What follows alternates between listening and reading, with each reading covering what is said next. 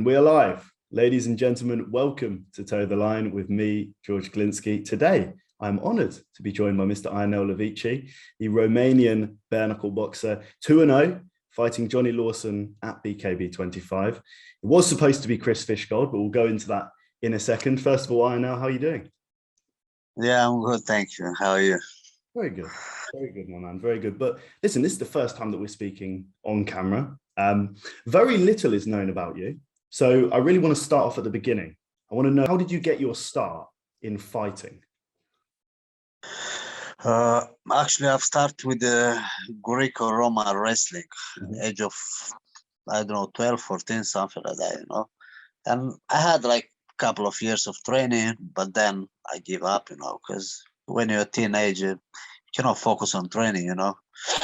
And after that, in 2010, I've started with boxing, you know. Said I need to start, I don't know, because I like the combat sports, you know. So I've started with the boxing, and then straight away up after a couple of months of training, I went into the fight straight away. You know, but I fought MMA first, semi-professional, because I was doing some wrestling at the time, some boxing, some jiu-jitsu, but I mean, you know, amateur level, you know. And yeah, in 2010, actually, I started with the combat sport, straight with MMA. Had a couple of years fighting MMA, semi-pro. Then kickboxing, I switched to kickboxing. I was doing like MMA and kickboxing, then boxing, and everything, you know, came together. What did you achieve, and how many fights did you have just before bare-knuckle? What did you? Where were the numbers at? I've got like around 75 fights right now. Yeah, I've got in kickboxing 32 professional fights in kickboxing, 28 and something, 28 wins and some losses, of course. And yeah, in boxing I have 10 fights, 2 losses, 9 wins. And in MMA I've got a lot of semi-pro fights. I've lost fights, I've won fights. You know, I have no like. I didn't won championship in MMA, but in kickboxing I won Intercontinental Championship. You know, in boxing I win tournaments, like 4-man tournaments, and extreme boxing as well, which I had just a couple of weeks ago.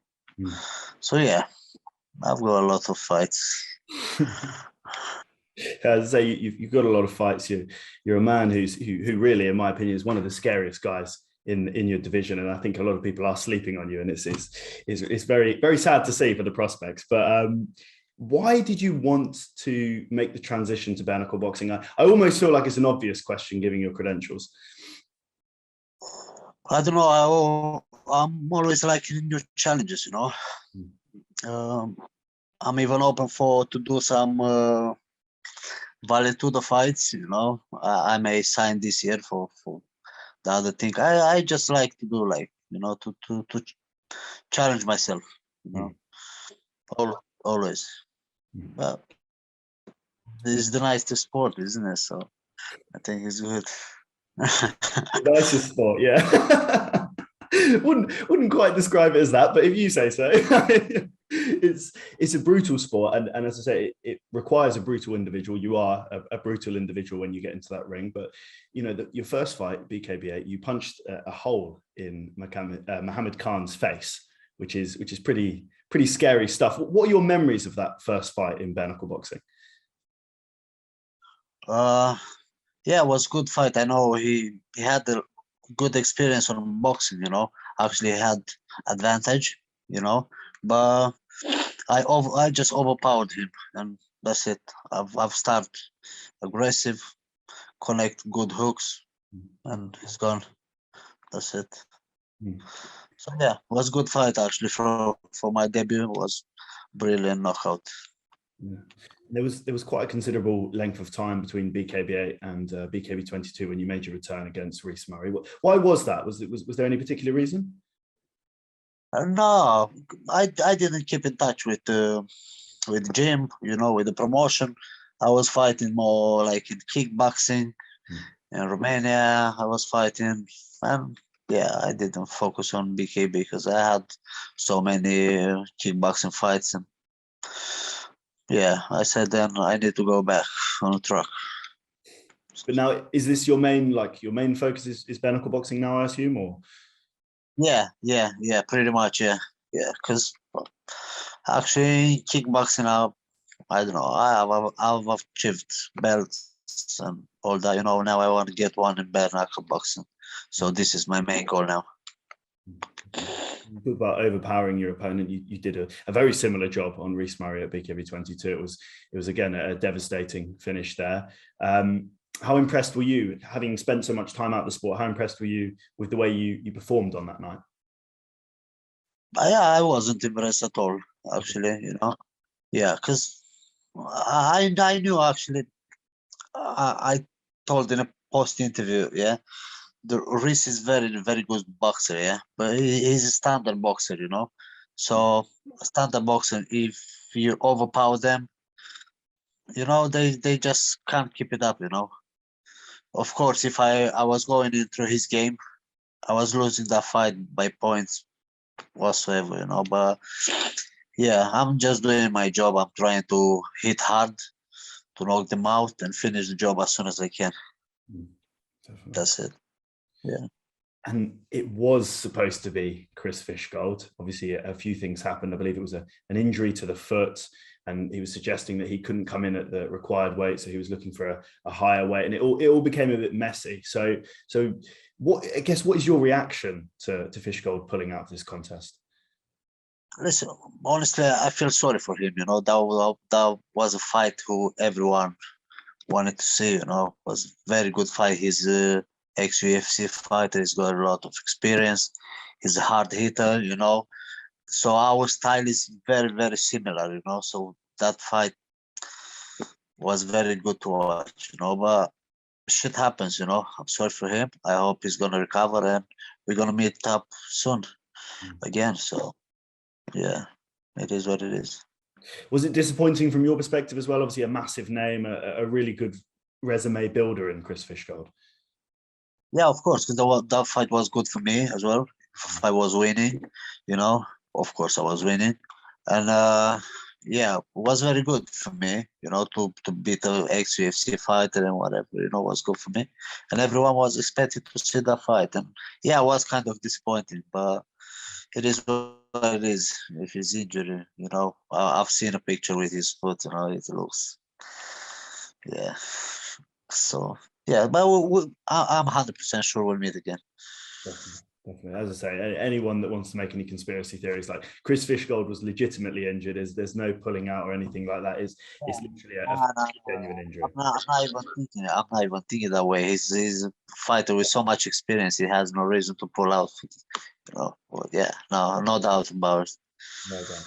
So Jonny Lawson, obviously coming in as the replacement, he's I think he's had 11 bare knuckles. He's 2-9 now in BKB. He's had a lot of experience. He's fought some of the best guys in the sport. What do you make of him as an opponent? I like the guy. I like the guy because he's coming to fight, you know, and yeah, nothing but respect to him. You know, he took the fight like 2 weeks, 3 weeks notice now with me, you know. So I don't know even if he's in training camp or not, you know, whatever. But the guy is tough. He's coming to fight, you know. He always came to fight. He fought the best guy in the division, you know. So yeah, nothing but just respect to him, man. I hope it's gonna be a good fight because he's coming to fight. I'll come to fight too. So yeah, let's see what's up. Is that the expectation? A dog fight, you know, on the inside, a lot of volume, a very violent contest? No, I don't think it's gonna be a lot of volume because I think after I'm connecting first 2-3 punches, he's gonna give up. It's just my opinion, you know, because they can't handle my power. I think. I don't know. We'll see. We'll see how tough it is, but I don't think so. It will not go to distance or whatever. I mean, you We'll messaged see.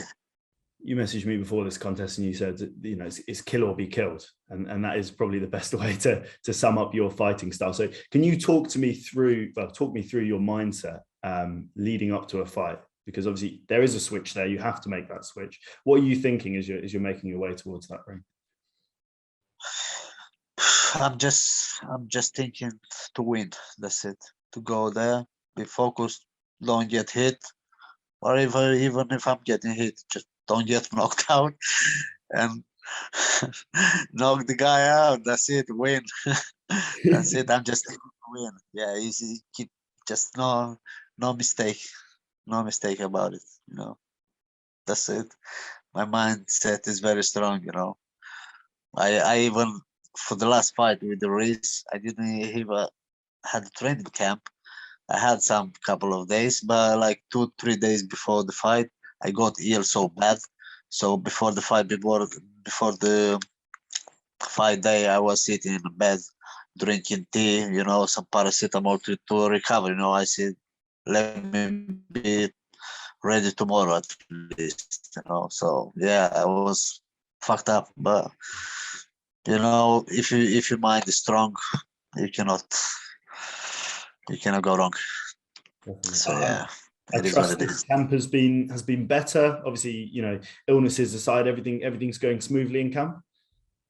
Yeah, it's all right. It's all right. I didn't have the long camp. I just started like training a week ago because I've been sick as well. Yeah. But I still have 2-3 weeks. I'm all right. I feel good. I've been today training. I feel good. I still have 2 weeks left, so I'll be ready. Definitely. And goals in BKB, you mentioned those earlier about being a champion. Do you have a list of names that you think of fighting? Obviously Jimmy Sweeney, Franco, they're all around your division, or is it just that gold, that strap? Is that what you really want, just the title itself, or would you like a resume of very good opponents? Yeah, there are so many choices, because they're always changing. Now I've seen Tony Lafferty is fighting Sean George, yeah, for the war title, isn't it? A British title, yeah, for the 73 kilogram bantamweight British title. British is not world. No. Okay. Actually, I take that back.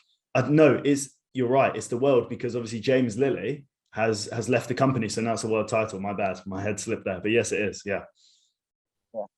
I don't know. I think after this fight, I will be interesting to fight one of those guys. Like I like Tony's style. He's a tough guy. I like his style. Yeah, actually, it doesn't matter who he is. Who's coming in the front will get smashed. It doesn't matter who he is. But yeah, I like some names. Some guys. But we'll see what brings. Yeah, but you would ultimately probably favor, someone that's a more active inside fighter rather than the longer boxer. You want entertaining fights as well as obviously big wins. Yes, I won't bring knockouts because I don't like to go and jab and grab. Just go there, fight, bring a knockout, and so that's why the people coming to see the fights. They're not coming to see jab grab style because that's boring style. They want to see a violence, whatever. So yeah, they want to see people getting smashed. So that's what Yeah. Anyone that's watching this and hasn't seen Ionel fight before, it is violence. It's exactly what you think of an archetypal bare-knuckle boxer. You go in there, you get the job done. So anyone that's watching this, please tune into this fight. It's absolutely it will be, I believe it'll be one of the big fights on the card, one of the fights that really stands out. Whether or not that's over the rounds or just a brutal knockout, we don't know. But something about this fight will definitely capture the imagination of the audience. But I know, finally, any last words, anyone you want to thank, anything just before we close off this interview? Yeah, just thank everyone who bought tickets from me, who's coming to support. Thank BKB. Thanks to you, of course, having me tonight. So yeah, I hope see you soon, and you will see me soon with the belt. Yeah, that's it. Definitely. That's I'm really glad we could get this done, and yeah, we'll speak again soon. Yes, brother. Thank you. Yeah.